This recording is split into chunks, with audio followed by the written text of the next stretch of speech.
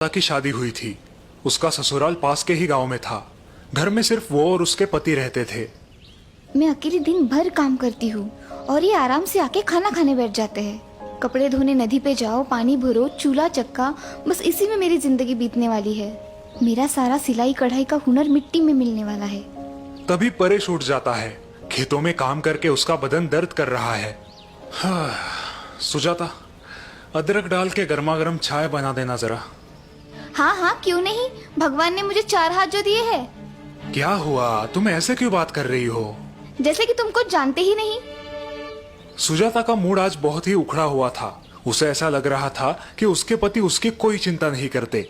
उसने उसे घर की नौकरानी बना के रखा है।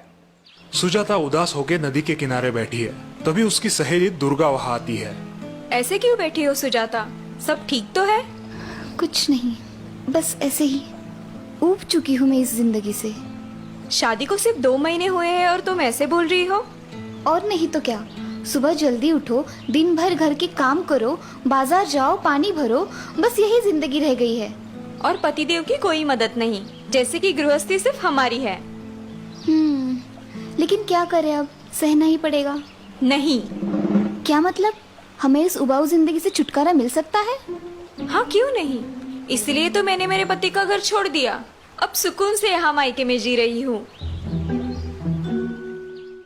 खेत से थक कर सुजाता का पति परेश घर लौटता है, लेकिन सुजाता गुस्से में घर छोड़कर मायके चली जाती है।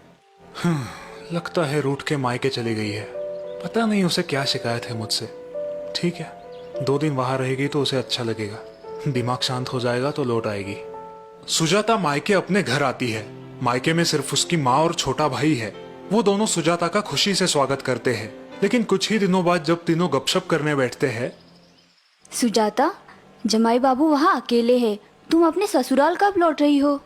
माँ, मैं आप पर बोझ नहीं बनूंगी। दीदी, ये क्या कह रही हो आप? आप हम पर कभी बोझ नहीं बन सकती। लेकिन तुम ऐसी बात क्यों कर रही हो बेटा? सुजाता उन्हें फिर कभी ससुराल ना जाने का अपना फैसला सुनाती है। सुजाता की माँ और भाई को जोर का झटका लगता है। ये क्या कह रही हो बेटा? जमाई बाबू तो भले नेक इंसान है। हाँ दीदी, जीजू आपका बहुत ध्यान रखते हैं, फिर भी आप ऐसा क्यों कह रही हो? क्योंकि मैं उब चुकी हूँ उस गृहस्थी से। पूरा दिन घर में मैं ही मरती रहती हूँ। तुम्हारे जीजा जी मुझे रत्ती भर की भी मदद नहीं करते। बस मैंने फैसला कर लिया है, मैं यही सिलाई बुनाई का काम करूंगी और आप लोगों के साथ ही रहूंगी। दूसरे दिन सुजाता और उसकी माँ नदी पर पानी भरने जाते हैं। नदी के पास पहुँचते ही माँ थककर नदी के किनारे बैठ जाती है। क्या हुआ माँ? बेटा, थोड़ा पानी पिलाना तो। सुजाता पानी लाने नदी पर जाती है। ओह, ये पानी तो बहुत गंदा हो चुका है। ये माँ को कैसे पिलाऊं? सुजाता माँ के पास लौटती है। माँ, नदी का पानी बहुत मैला है, इसलिए मैं नहीं लेके आई। अब क्या करें?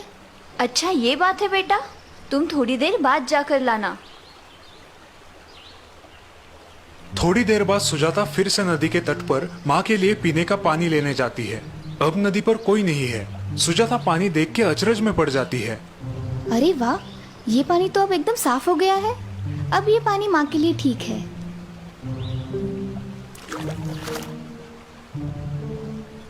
माँ, नदी का पानी बिल्कुल साफ है। ये कैसे हुआ? हमने तो कुछ नहीं किया। क्योंकि उसमें जमा मिट्टी और गंदगी नीचे बैठ गई है और बिना कुछ किए हमें साफ पानी मिल गया। बेटा, जीवन भी ऐसे ही होता है। कभी कभी हम जल्दबाजी में, गुस्से में होते हैं और तब हमारे दिल और दिमाग की अवस्था भी गंदगी भरे नदी के पानी जैसी होती है। सुजाता माँ की बात समझने की कोशिश कर रही है। उससे हमारा नुकसान कैसे होता है माँ? तब हम गलत निर्णय लेते हैं और जिंदगी भर पछताते हैं। तो ऐसे वक्त हमें क्या करना चाहिए माँ? ऐसे वक्त हमें शांत रहना चाहिए और उस समय को वक्त के हाथ में सौंपना चाहिए। कई बार समस्या अपने आप ही सुलझ जाती है, बिल्कुल उस नदी के पानी की तरह, जिसे साफ होने के लिए हमने बस थोड़ा सा समय दिया। माँ की बात सुन के सुजाता को उसकी गलती का एहसास होता है और तभी उसका छोटा भाई वहाँ आता है। दीदी, दीदी, जीजू का फोन आया था, कल आपको लेने आ रहे हैं। ये खुशखबर सुनकर सुजाता सोच में पड़ जाती है। क्या सोच रही हो बेटा? जाओगी ना अपने घर? जमाई बाबू को तुम्हारी फिक्र ना होती तो रोज तुम्हारे भाई को फोन करके तुम्हारी पूछताछ ना करते। माँ की बात सुन के सुजाता की आंखें भर आती है। उसे अपनी गलती का एहसास हुआ देख माँ और उसका भाई खुश हो जाते हैं। और दीदी आपके लिए एक खुश खबर भी है। जीजू ने आपके लिए एक नई सिलाई मशीन खरीदी है। लेकिन सिलाई मशीन तो महंगी होती है ना, इतने पैसे नहीं है हमारे पास। इसीलिए तो खेत का काम खत्म होते ही वो किसी और के खेत में हाथ बटाने जाया करते थे। मुझे लगा आपको ये बात पता होगी। माँ मुझे माफ कीजिए, गुस्से में आकर मैं बहुत गलत निर्णय ले रही थी। अब जिंदगी भर आपकी ये सीख याद रखूंगी। और इस तरह सुजाता वापस ससुराल जाकर हंसी खुशी रहती है।